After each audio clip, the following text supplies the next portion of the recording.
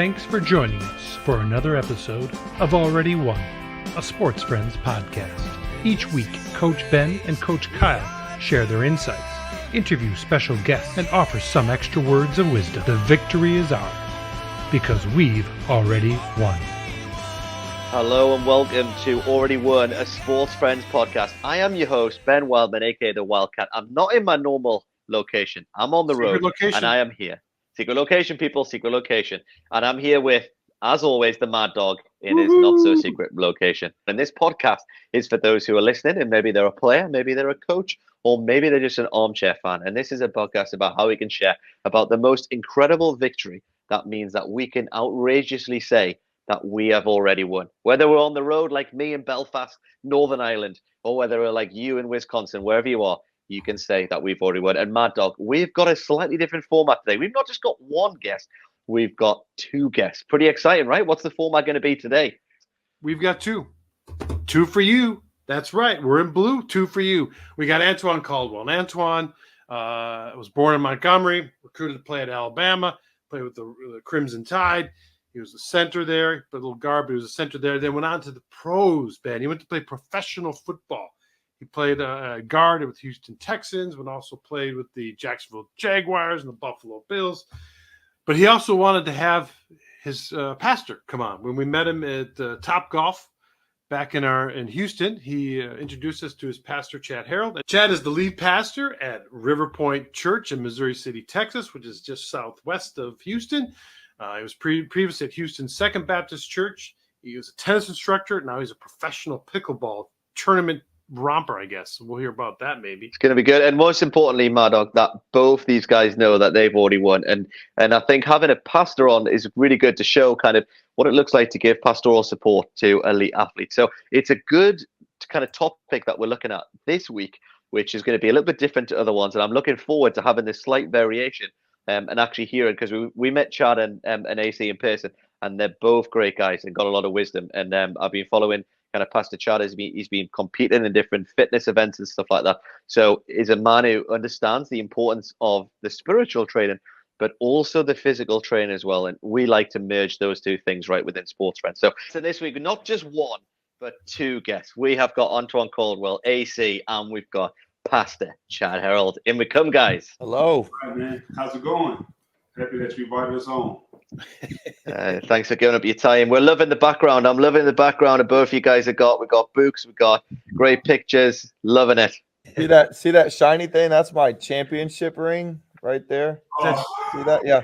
It's from fantasy football, but it's still a championship ring. So I just wanted to go ahead and throw that out there. It all counts, for sure. We'll be the space. There's some space there. We're looking for the pickleball ones to come up next. Cummings, I should fill those in. You're right. I missed that. Let's reshoot. Let's do it again. All right. Well, before we begin, we like to start the show with some rapid fire questions. It's either or, no wrong answer. The right answer is whatever comes out of your mouth. So we'll do it to both of you. So, you know, if there's going to be a fight, I think you guys are on opposite sides of you're not even in the same building. So it's okay. We're not going to have a physical altercation. Okay. But I think we're okay. So first question. Are you ready, guys? All right. Ready. Taco Tuesday or Whataburger Wednesday? Taco Tuesday. Whataburger Wednesday. I don't know. I just saw it online. Whoever gave that's bogus. That's not even a real thing. Yeah, that's true. That's true. Okay. Well, both two Taco Tuesday. Okay. Sweet tea or iced cafe latte? Sweet tea. Yeah, sweet tea. Okay. Good. All right. Roll Tide or Hook 'em Horn? Roll Tide. I didn't even need to hear anything. I didn't even need to hear anything.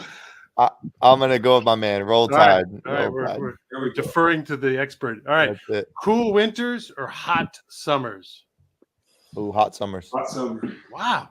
We like the beach. Yeah. Okay. All right. And the last one: vacation or staycation? I think staycation for me. I'll probably go vacation, but Okay, it's a tough one. We got a little different. It's tough. All right. Little I like tough there. I like some collaboration, yet some little bit of dissent.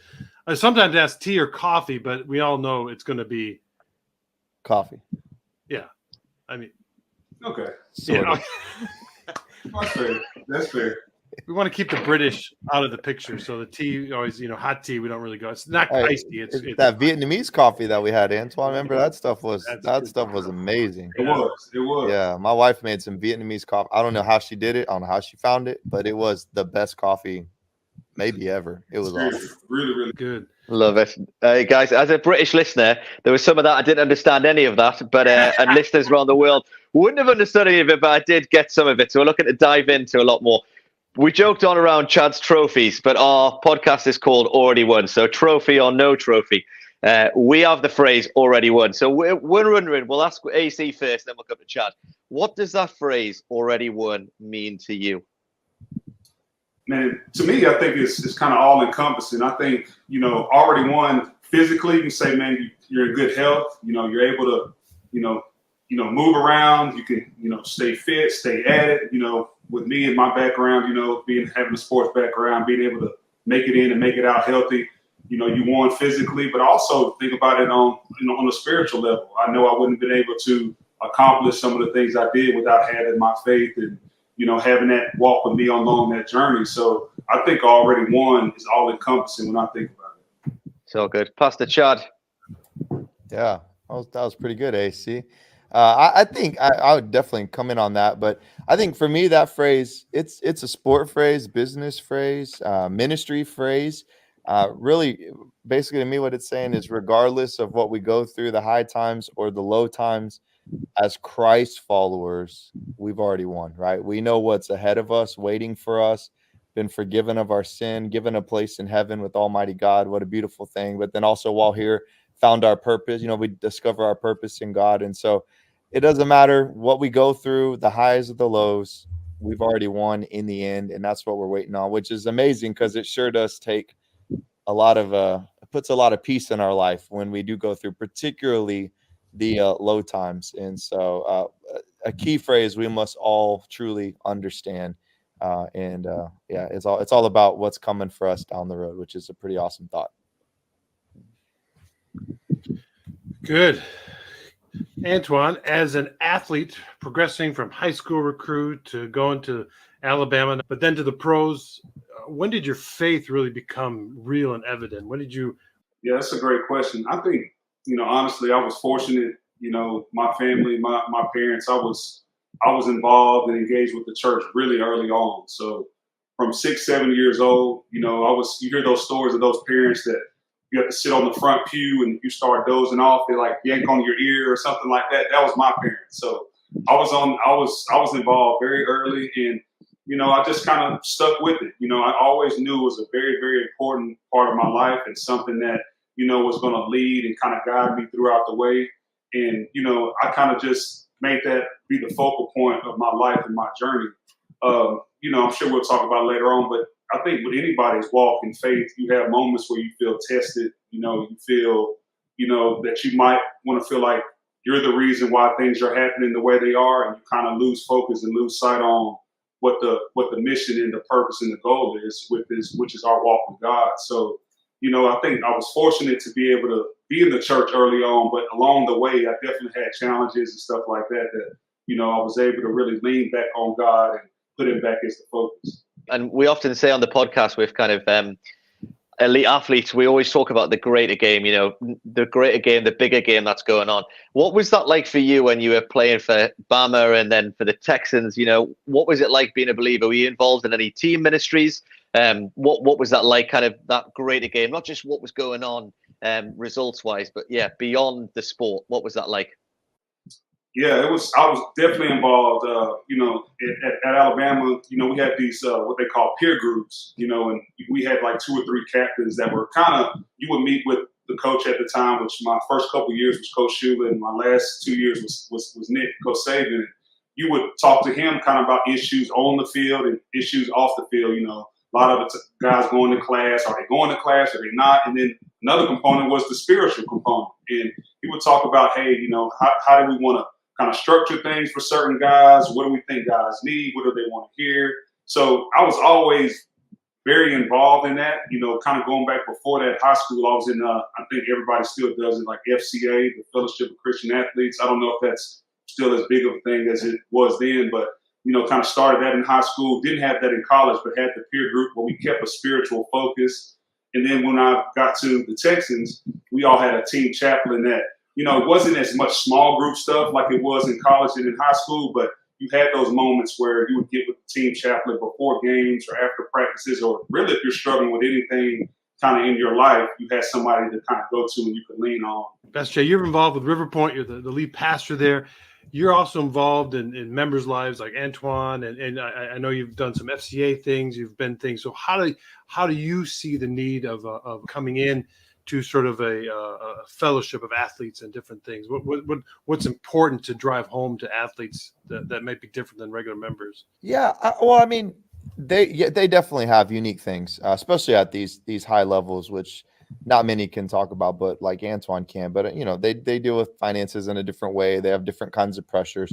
But I think the thing that's so important is at the end of the day, they're people like everybody else, and they're dealing with the same struggles. They deal with leadership in maybe a unique way, and yet they're dealing with leadership like everybody, particularly the males.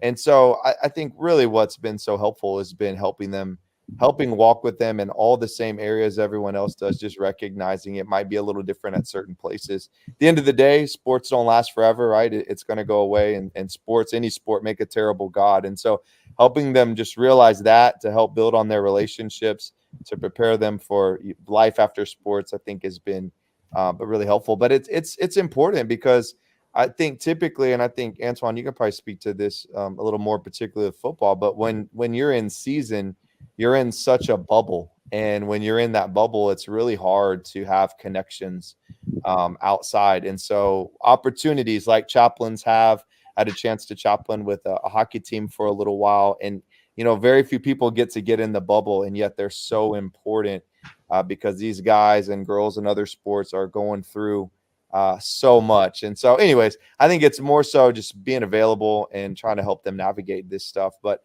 a lot of the stuff they're going through is similar, just maybe amplified at a higher level at different times. So we get to play a crucial role if they'll let us in. And I think it's so important to help these guys as they navigate this journey, which is the crazy world of sports, but particularly professional sports.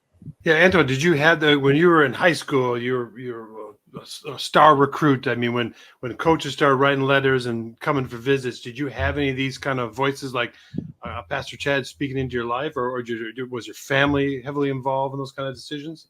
Yeah, I think at that time it was just more family. Again, like I said, felt fortunate to kind of be in a religious and spiritual household, so we all kind of just leaned on each other. I did have a pastor that I kind of grew up with and stayed close with, and still to this day is close with, and he was kind of instrumental too of bouncing if I had some thoughts or I was struggling with something every now and again, just to be kind of that sounding board. Kind of going back to what Chad was just saying about while you're playing, you are in that tunnel, that bubble. You're so singularly focused that sometimes that you just need that person just to vent to. Like, hey, I'm not even here trying to make a decision. I just want to talk about something. And having that person that can just seriously just sit there and just listen and not even really give you anything back, just sit and listen. It's just instrumental. It's huge. And, so I was, like I said, I was fortunate enough to have somebody like that kind of close to me as I was kind of coming up and throughout my journey in sports. That's great. What you said there, Chad, every single chaplain we've had on this podcast has said exactly what you said.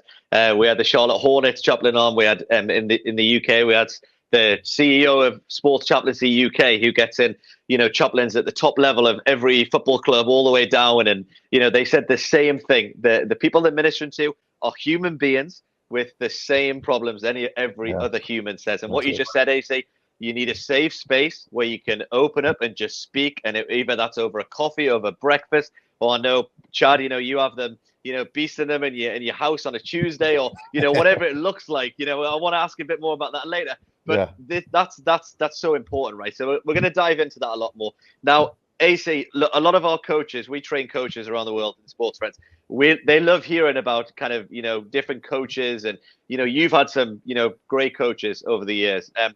Let's talk about Coach Shula first, if that's okay. What was it about him that made you choose Alabama, and what was that like being kind of coached by him a little bit? Yeah, I mean, to this day, I love Mike. I mean, Coach Shula was, kind of the reason why I ended up at Alabama.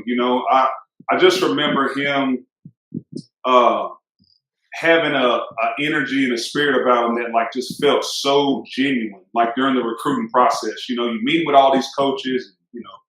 At the time, all these SEC schools, a lot of the other schools you're meeting with, and sometimes it just comes down to seriously, like who do you feel like you have a genuine connection to throughout the process? I might have met maybe with 15 or 20 different coaches at the time. And, I will admit I was biased. I did grow up an Alabama fan, so that did help. But I felt like I had a genuine connection with Mike. And when he would come into the house and sit down with my family, everyone would always leave with that same feeling like, man, this guy is genuine. Like, of course, he sees you as a talent and wants you to play ball, but I always felt like even when ball was over with, he would be someone that I could pick up the phone if I ever needed to call or discuss anything or lean on him for anything, which he still is to this day. So, I think I was right about him and just always had a genuine connection, and I felt like that was what kind of led me to going to Alabama. And then you had the I don't know if it's fortune or misfortune working. Well, I know it's fortune with Coach Saban. Like I know that your senior season, I think you guys were outscoring opponents like 360 points to 120. You're undefeated until the championship game. Sorry, and then the Sugar Bowl. But we know that just had to do that, didn't he? Wow. Yeah. We might have been up in the fourth quarter by one point. I'm over it. I'm over it, of course. But we know that it set the tone for Coach Saban's legacy. So you get all the credit, as the captain of the O-line. You call the huddle, you bring people in. Like how was Coach Saban different from Coach Shula, and what did you learn from him that impacted you when you went on to the pros and even today in your life? Yeah, like you said, it's a pretty stark contrast, right? I think between Coach Shula and Coach Saban. I think when Nick came in, he was different because you already knew he had a pedigree, right? You knew about what he did at LSU. You knew what he was attempting to do in Miami. And I kind of just remember being like, man, didn't know a whole lot about him, but knew that what he was going to bring, his reputation was going to be a stark difference than what we had in Coach Shula. And I remember from the first team meeting, I've told this story before, and fortunately or unfortunately it's true, but our first team meeting, we're kind of just sitting in there and just being dumb college kids, just, leaning back in your chair, throwing paper planes in the team meeting while Nick's walking up to the podium. And, all of us are just kind of sitting around, playing around. And he kind of unassumingly puts his paper up on the podium, puts the microphone down, and he goes, hey, before we get started, I just want to tell everybody that everyone kind of just needs to sit up in their chairs. Everybody's like throwing papers and pens and everything go flying around. I kind of just remember from that day forward, like, man, this dude means business, So that after that first team meeting, kind of after that, I knew then, like, hey, this is going to be kind of a different feel than what we're used to.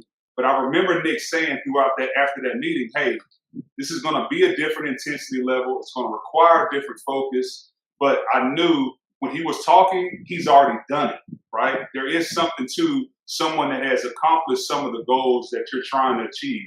So it kind of hit and landed with a lot of us differently, having Nick in the building. And obviously, there's no way you can deny and argue how everything ended up turning out. Yeah, I know. It's good I'm trying stuff. that Good my stuff. next staff meeting.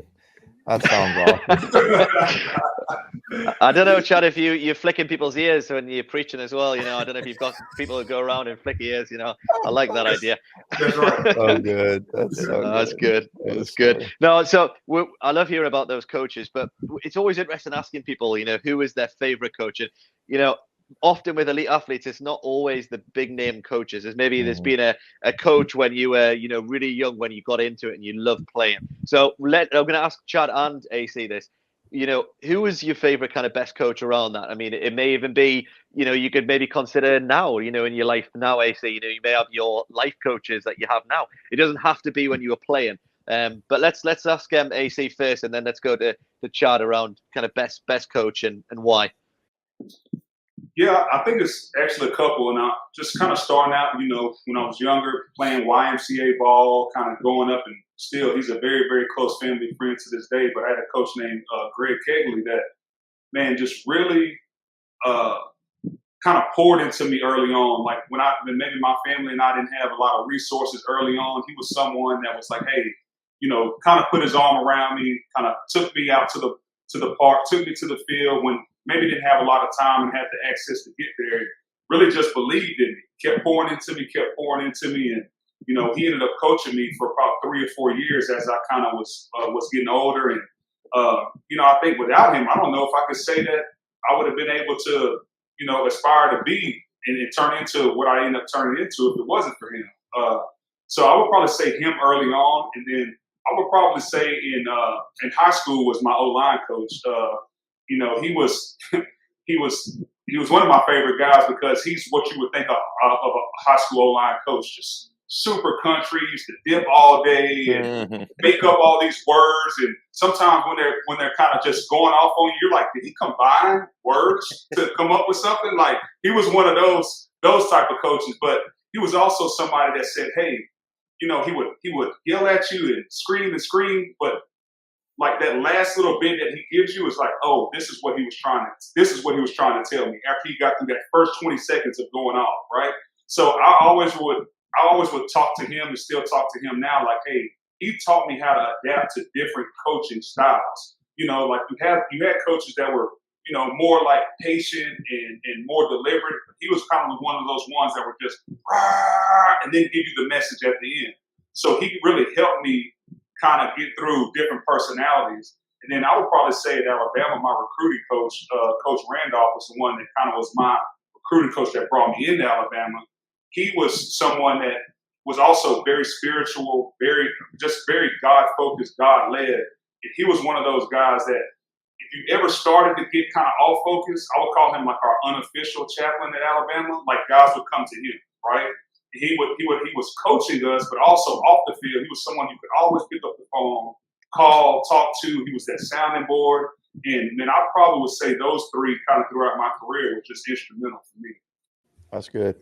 For me, my sport under coach seasons weren't they ended senior year of high school, so I don't have a ton of great stories or big names, but there were a couple guys that taught me things, and if I'm honest, a lot of it was having to look back on what I was learning then, just not paying attention as much. But one of the two guys I'll put up, one though, Greg McKegg, he would never know the influence because what he did is he came in I think it was my junior year in high school, football coach, and he had to turn a whole program around.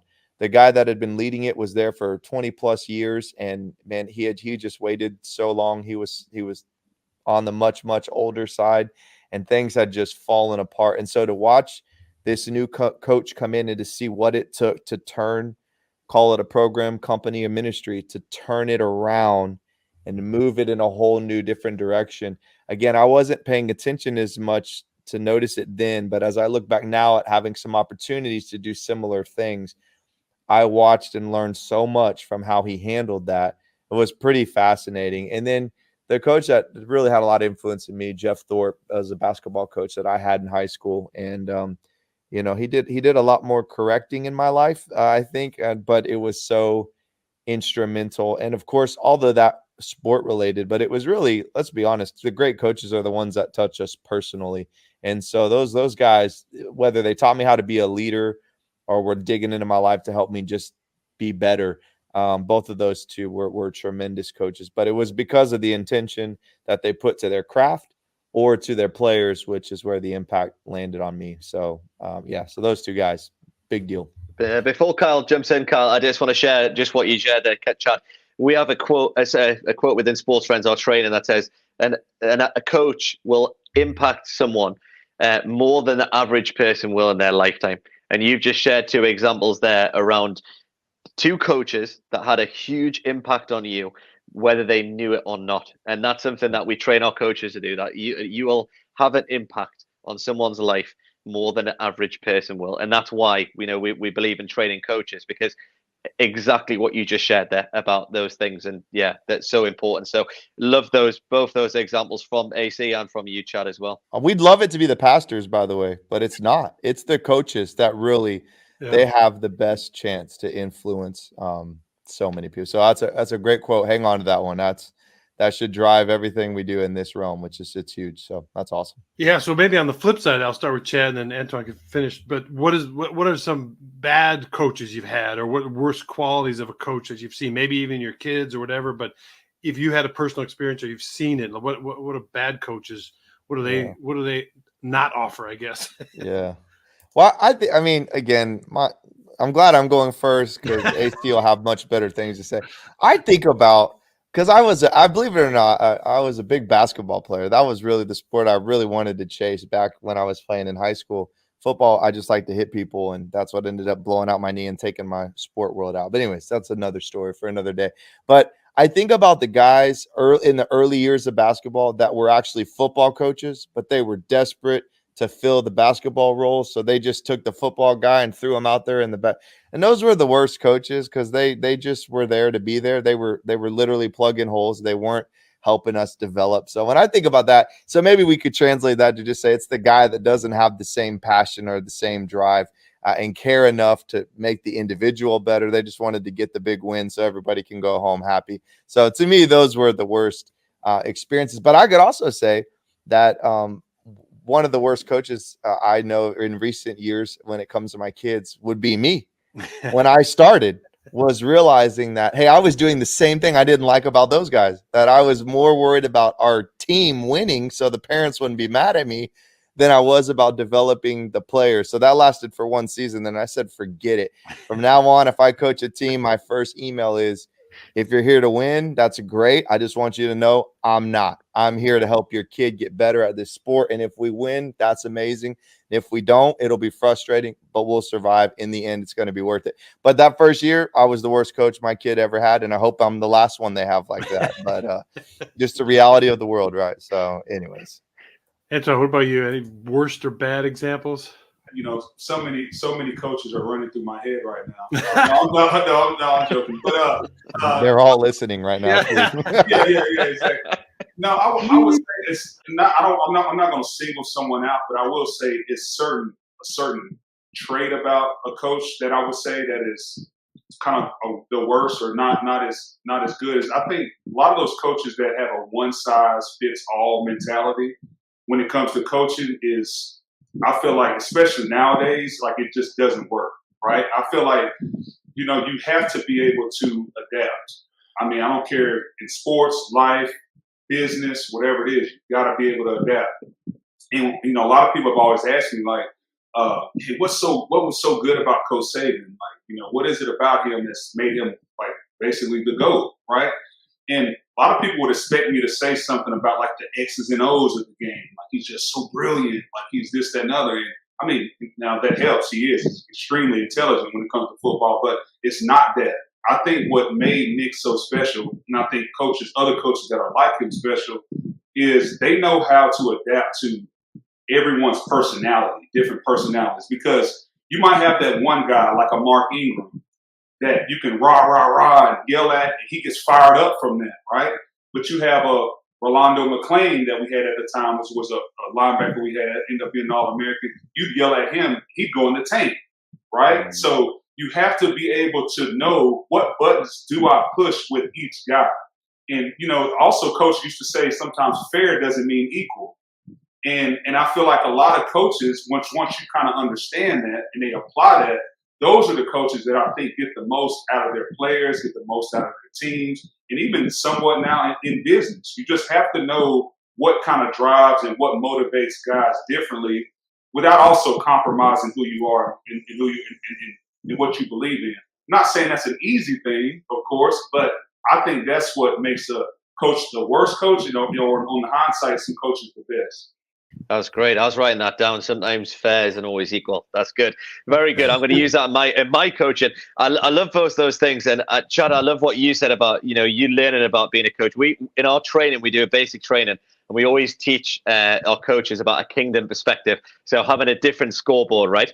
And often we try and, you know, train coaches to help young people to lose well. It's not about winning. It's about can you lose well? And your experience there is a lot of why we kind of train coaches in what does it look like to have that kingdom perspective, something beyond the score and things like that. So that will resonate with a lot of our sports friends, coaches who are listening as well. So we appreciate those stories. What about in terms of coaching advice then? I know let's go first to Chad. Chad, you stay fit and healthy. I think you've recently you still compete in competitions and stuff.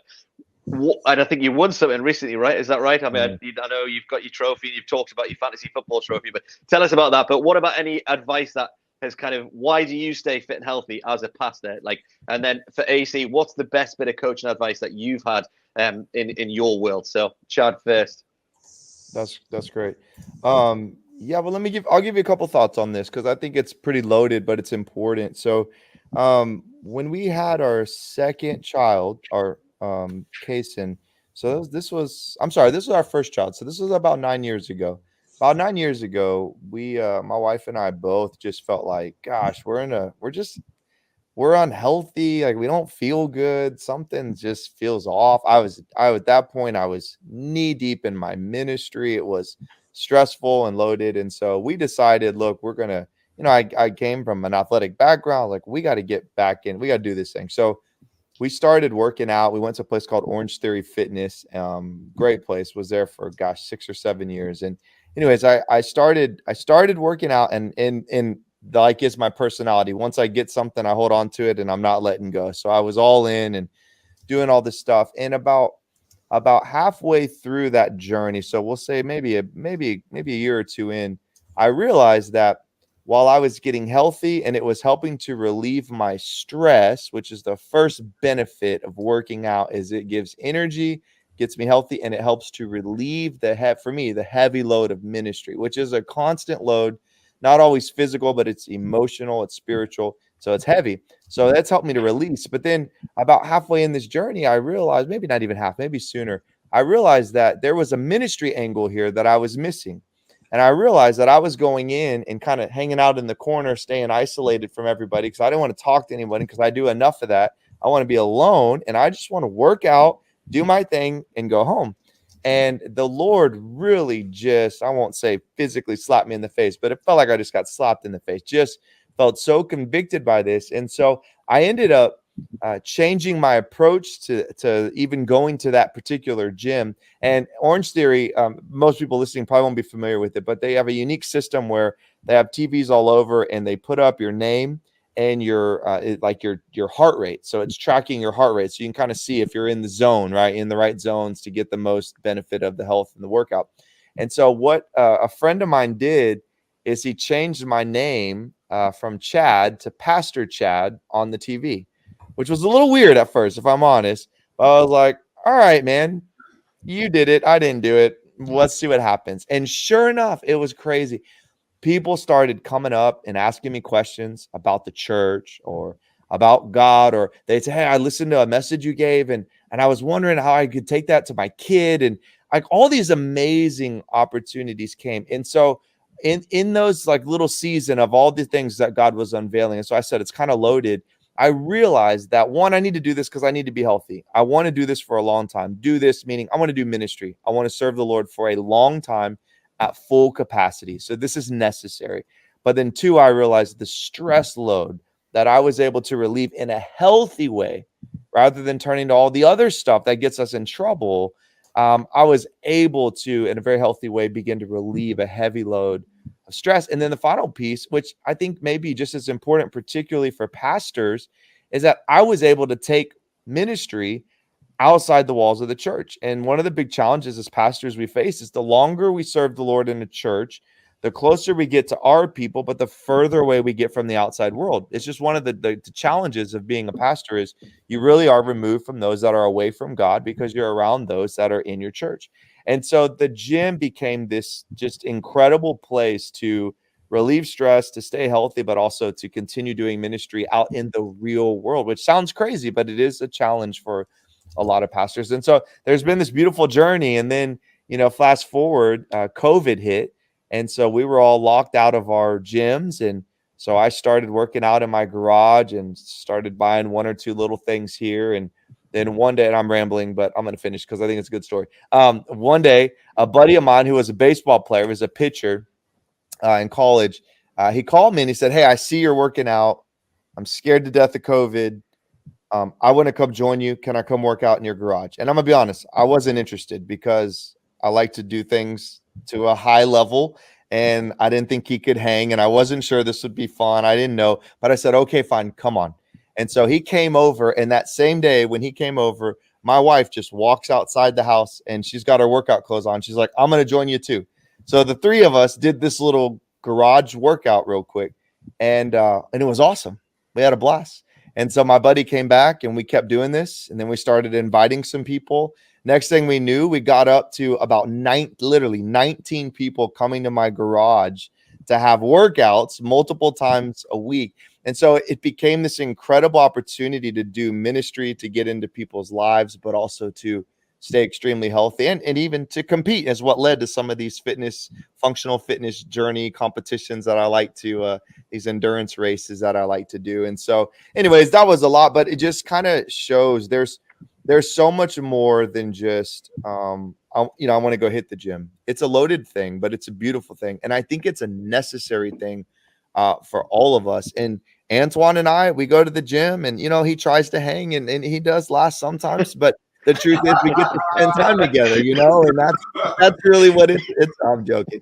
You know what I'm saying? But it's beautiful how all that can bring us together. But at the same time, gosh, if we can't do this for a long time, we're going to miss out on opportunity to fulfill the full purpose that God has for us. And I don't want that for anyone, but especially for me as a pastor. So I don't know. Hopefully that answers your question a little bit. Well, is Pastor Chad's gym still open, or the membership you got to get closed down by?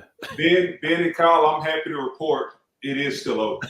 It was open on Tuesday evening. It was open. There's unique things that happen. We know in the world of sport, when people sweat and do stuff together, then it creates this space, and that's what you do, and you intentionally do that, and that's a form of discipleship. I can imagine. Physical training has some value, and then you bring in everything else around spiritual training as well, right? So yeah, I think that's great for anyone listening in ministry. You talk very, very strongly about these things for the stress levels and everything like that. And I think, I think that was really good for you to say some of those things. I would like to come back in a bit to find out about you do actually work out before you preach on a Thursday as well, which I think is pretty good as well. So yeah, AC, what's your best coaching advice that you've heard then for yourself? I think it's probably cliche, but I think character and being self-driven is huge when it comes to especially in sports, but anything. And a lot of the coaches that I've had that have been great coaches or had a tremendous impact on me have always had some element of, you have to have character, you have to make good decisions when there's not a lot of people around, which also plays into being self-driven, self-motivated, having goals that you're kind of trying to reach. And, and I'm going to kind of switch it to Chad, and he probably, I'm going to hype him up for a second, but I really mean this. He's got a men's group that we started on Mondays, and it's been incredibly impactful to me and a lot of other men in the area. But he says something sometimes at the end of those men's groups, and it's kind of that in coaching kind of comes together for me. He says, hey, God's not looking for perfection, but he is looking for action. You have to just start. You have to take a step, that first step, and make small changes, throughout your day or throughout your week, and kind of strive to get better. I feel like coaching, that's the same way. They tell you, hey, I can give you all the direction and guidance and all these things, but I'm only with you 2 or 3 hours out of the day. The other 21, you've got to take some ownership. You've got to go out there and have some pride and have some motivation and do the right things and prepare the right way. And I kind of feel like, with, there's a lot of synergies with sports in kind of the spiritual realm as well. So I would kind of say that's probably the best advice that I've heard on my end. As you live out your life now currently, and you have friends or you have acquaintances or people you come in contact with are either looking to be on the path to going to university at playing sports or in the world of playing sports, you have friends or even post sports world. How are you in your faith journey able to help them, keep them accountable, keep them motivated in the spiritual path? Well, yeah, that's a great question. I think that I just tell them that there's always a bigger purpose. It's a higher purpose. I think that, going out there, winning games, trying to be the best at your position, trying to have the best team, whatever it may be, all that's great. You should try to strive for those things. But, I always have, even when I played, and I would tell other people, man, you're playing for a bigger game. It's a bigger purpose. And I think when guys can kind of keep that as, as some coaches say, the main thing, that is the main thing for me is, how do I lead my life in a way that says, hey, this guy right here is on fire for God. He has a love for God. He has a purpose for God. And that's kind of how I've always just wanted to, kind of lead my life. And I also feel like sometimes when you walk in and you have that energy and that spirit about you, sometimes you don't have to go preaching to people and pushing things on them. They'll say, hey, man, there's something about this guy, something about this person, this team, this whatever. I want to be a part of that. I want to join that. I want to, see how I can get involved or engaged in that. So I've kind of just felt like, it starts within, keep the main thing the main thing. I always know there's a higher purpose and a higher reason you're doing what you're doing. But, also people can see when you are living a certain way and doing certain things that, hey, I want to be a part of that. So I think that's something that I've always kept in my mind, and it's just been ingrained. Chad? Yeah, I think there's a couple ways we could talk about it, but to me, the thing that comes to mind is just helping people at all levels. I mean, especially if we can get this in their minds, the younger they are, but that, and this is a pretty known topic, but that your identity is not the sport that you're playing, right? And so I think, and the reason that's so important is because no one's perfect. So every athlete's going to miss a shot, lose a point, lose a game, miss the moment, whatever, flat out just get beat. And so I think if everything they have is wrapped up in that sport, then you're going to forever be on a roller coaster, right? You'll have high moments where you feel like king of the world, and then you are absolutely going to have the low moments where you feel in the lowest, spot possible. And so I think embracing the idea that and this is what Antoine was saying, but just embracing that there's something bigger than just this game or this moment will help them, one, just be healthier because they won't be on a roller coaster ride dependent on things that are most of the time out of their control. But two, it sets them up to actually live life and sport in a way that they can enjoy. I think it's only there that you can actually, the phrase, you either win or you learn. I think that the only way you can actually live that phrase is to be in a place where this game is not the only thing in your life. It's not the identity of who you are is you as an athlete. And so I think if we can just, again, there's a bunch of things we could talk about, but if we could just get that into kids' heads as well as, all the way up to professional athletes, we can set them up for great success. I heard a story, and I might need to throw this guy's name out to you guys for a potential podcast guest coming soon. But a friend of mine, Bert Emanuel, played receiver in the NFL, and we were talking today, and he was telling me a story about how he was at the high point of his NFL career. He was leading the league in yards as a receiver, and there were 6 guys in the locker room, and he ended up going from kind of stud on the team to going to the practice squad overnight. They called him in the office and said, we're putting you on the practice squad. And he was absolutely shocked. Again, he like all there's a big moment in the NFL called the catch, and it was Bert Emanuel who made this catch, and they ended up changing an NFL rule over it. So it's a fascinating story. So we'll have to bring him on sometime. But basically what happened is overnight, the team decided they needed to go from 6 to 5 receivers. And the reason they picked Bert Emanuel to become the guy that goes to the practice squad is because Bert was a Christian. And the other 5, these are the coach's words, not mine, the other 5 knuckleheads would cause a lot of problems if they were the ones getting tanked. So they chose Bert because he was a Christian and he was going to handle it in a mature way. And Bert talks about that being one of the low moment of his football career, and how, man, he almost gave it all up because of that. And so you look at moments like that, and there's story after story for all kinds of athletes where, man, this cannot be the only thing. This can't be your identity, or you are going to eventually, because it's going to end. There's no athlete that lasts forever. Every athlete becomes a person post sport. they've got to understand this. They've got to see this, or it's going to be a brutal deal. So anyways, I think I'm thumbsing up myself. That's pretty cool. Well done, Chad. What a word. That's amazing. Anyways, there you go. Hey, that's great. You were dropping some good wisdom there, so we were enjoying that. I love that quote. God doesn't want perfection; He wants action. I love that. Last question for you guys. There's been a lot of great wisdom stuff, and we could keep going and take this conversation in loads of different directions.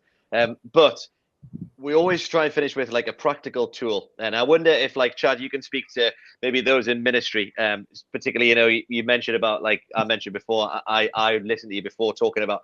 You work out before you preach on a Thursday, and just kind of have that balance. And I'm also wondering for Chad, if you could, I know you read kind of 3 different categories of books, if you could give us maybe a few recommendations around that, because I think for leaders to develop, I think if you could give us that would be great. And then AC, like a practical tool for maybe those who are playing, kind of some advice for those younger guys, looking at you now who've been through, playing at the highest level. Maybe a practical tool and advice for those guys as well. So let's go with Pastor Chad. I'm ready to get these book recommendations written down. Man, put me on the spot. All right, I'll have to. I'm actually looking around I have a list of all the books I've read this year. I keep track of them all right there. But well, let's start with the first thing, because you brought it up a couple of times. So yeah, definitely. So I preach on Thursdays and on Sundays. It depends on the week. A lot of times it's both. And so the way our church works, we have lots of services. So we start on Thursday and on Sunday. But when I am preaching on Thursday, it's typically the first message of the weekend. It's me wrapping my head still around everything. And so I just made the habit. It's Thursday night. I am going to work out before I preach on Thursday night, pretty much any time I preach on Thursday night. And what it's done is obviously keeps me healthy and relieves stress and all that. But it does help me to work out some of the anxiety that I have, which we all do. I think you should. If you take it seriously, we're going to have a little anxiety, a little nerves as we get ready to preach God's word. And so it helps to bring out the anxiety, but it also just kind of hits you with that load of energy, right? You can't go too hard. You got to kind of tone it back a little bit, but gives you that burst of energy. So that is a habit that I have been in. I will say there are some Sundays that I do it, but it's pretty rare just because of how early we start and all that. But Thursday night before I preach, working out has been a game changer for me in many different ways. And so highly recommend it to guys. And on Sunday works great too, just if you start early.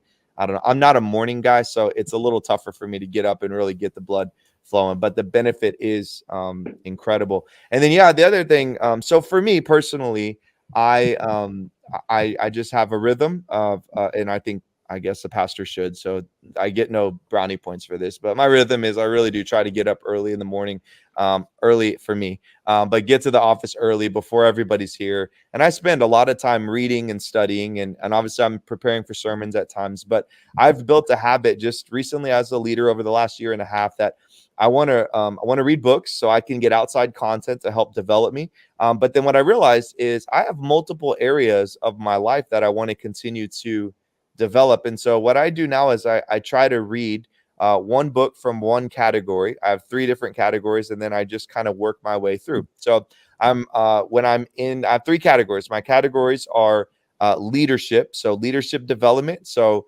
I read recently the Jocko's book. Oh my gosh, I just drew a blank on it. It'll hit me in a second. But so leadership focus. So sometimes it's Christian based, but oftentimes it's not. And so it's really, I want to learn how to be a leader. So this Jocko book that I've totally drawn a blank on, Simon Sinek is another great author in that leadership realm, really team management realm that I like to read. I've read some of Craig Rochelle's stuff on leadership as well, kind of falls in that Christian realm. So there's some really, really great resources there. The second category that I look at is then as a pastor, I want to make sure I'm also really forcing myself to dig deeply and to think deeply in the scriptures. And so I will try to find a book that can be really helpful in helping me take scripture maybe on another level. So it's not necessarily a seminary book, but it's a good one. And this one, I am ready because I have it right here as I'm working on. So I'm going to give you the one right now. And there's 2 books in this category.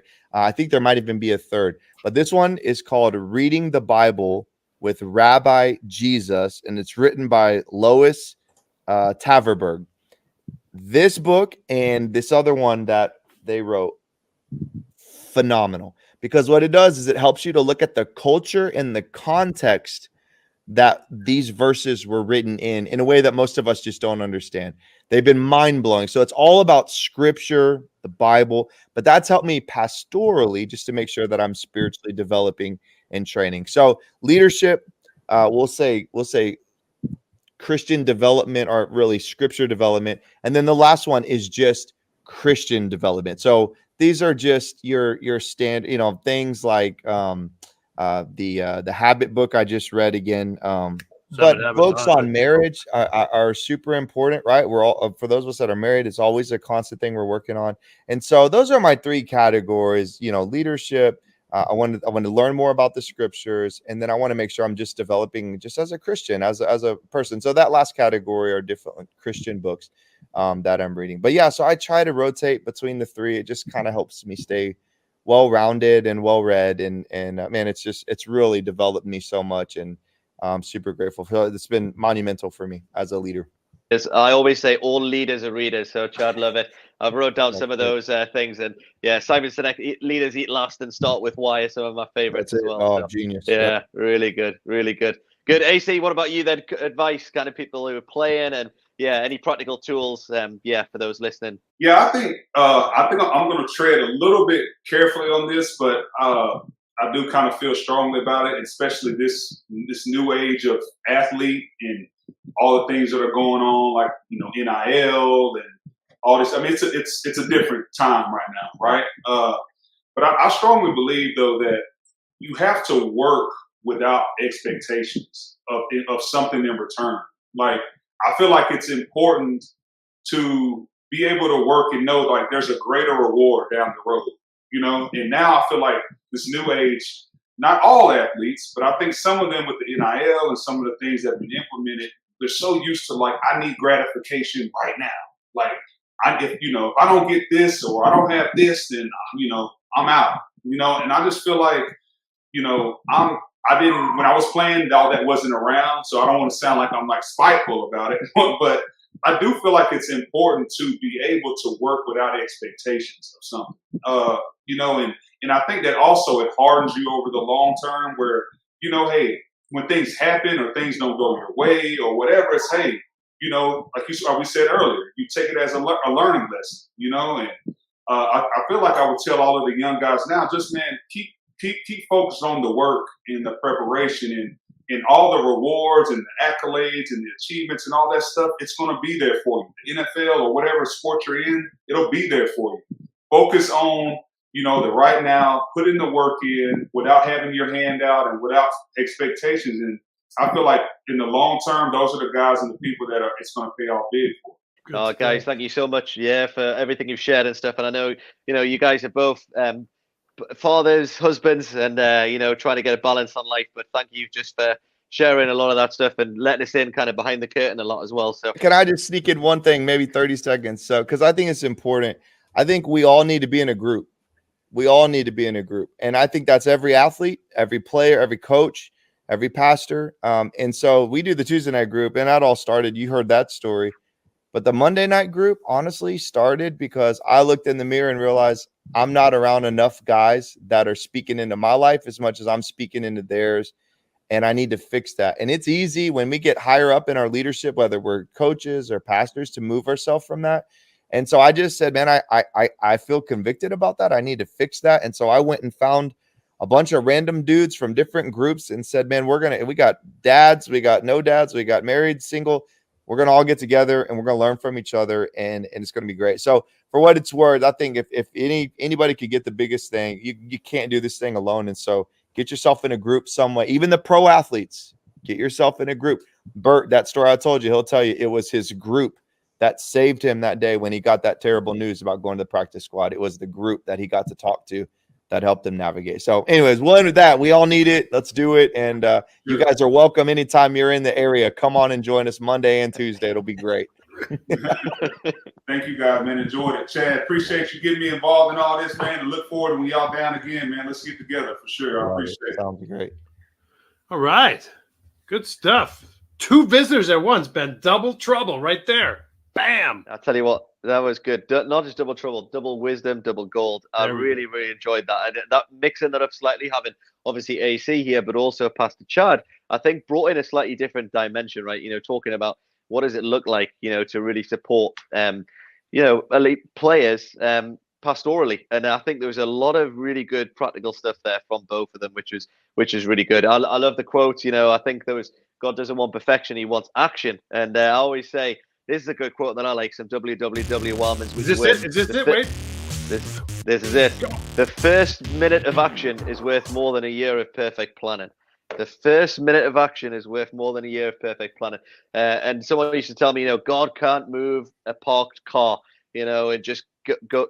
He doesn't want perfection, but he wants action. And I think I loved how, Chad was being intentional and AC was being intentional about, create an environment where they're using physical exercise to really go deeper together in their life and through discipleship. Yeah. And you heard through AC as well the whole way through his journey, like having that small core group and people to speak into his life as well. So really, really insightful and some great quotes as well. How about yourself?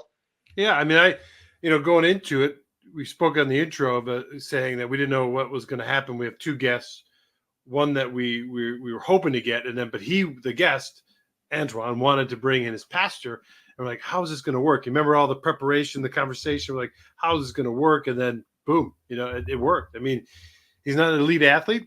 Could be a pickleball champion of the world. We don't know yet. It's still young in that category, but he contributed a lot. And I think Antoine really appreciated his wisdom, and it was great to have him here.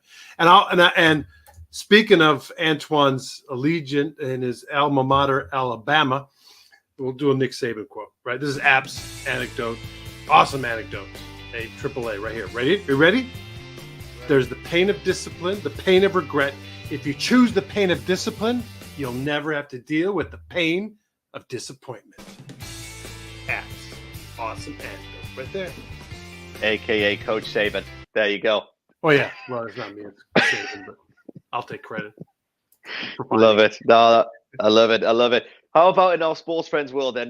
We spoke a little bit around it. I love Chad's story, by the way, about when he was a coach. He was the worst coach, and he needed that break away from just winning. We always train coaches to have a kingdom perspective. It's about not about the winning. It's about a different scoreboard. So what have we got then, Mad Dog, from our sports friends world this week? I got another one from Nigeria. The one we did last time was great. Here we go. My name is Nuhi Ibrahim Diku. I'm a star with Sport Friends Nigeria. Live to worship Christ. The essence where we have to make lead to worship Christ. The most important thing is because more than what we do for Christ is who we are in Him. And so that's the most important thing. We have to live to worship Christ and live it within ourselves, so that our Christian children that we're teaching, they have to understand that living is the most important thing. Because if we do not live to worship Christ, there is no way we can do the foundation. The living is the most important thing. So after the leading, we do the lead, the minister, and coach. But without living, there is no way you can give what you don't have. If you are not living to worship Christ, there is no way we can give. There is no way we can develop skills. There is no way we can lead to serve this church. There is no way we can minister to develop skills. So the most important thing we need to do is to live to worship Christ. Good wisdom there. Good report. To know that the training of sports friends is going forth and making an impact. Coaches.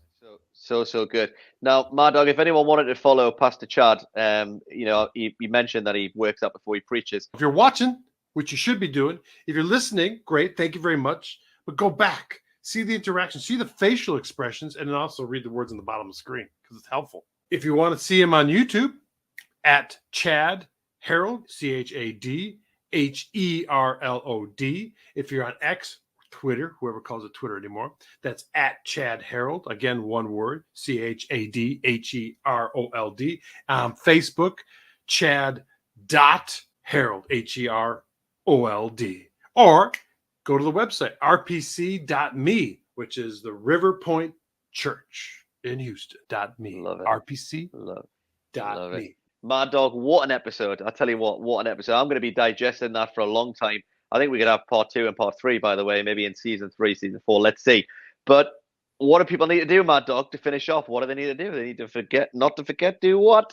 Well, like Antoine told his friends, and then we're hoping that the friends will tell their friends' friends. But, if your parents are around, you can tell them. That'd be helpful. Tell the parents' friends. Just tell them we've already won. People, we've already won. Thanks again for joining us on Already Won, a Sports Friends podcast. Please like, share, and subscribe on your favorite streaming platform.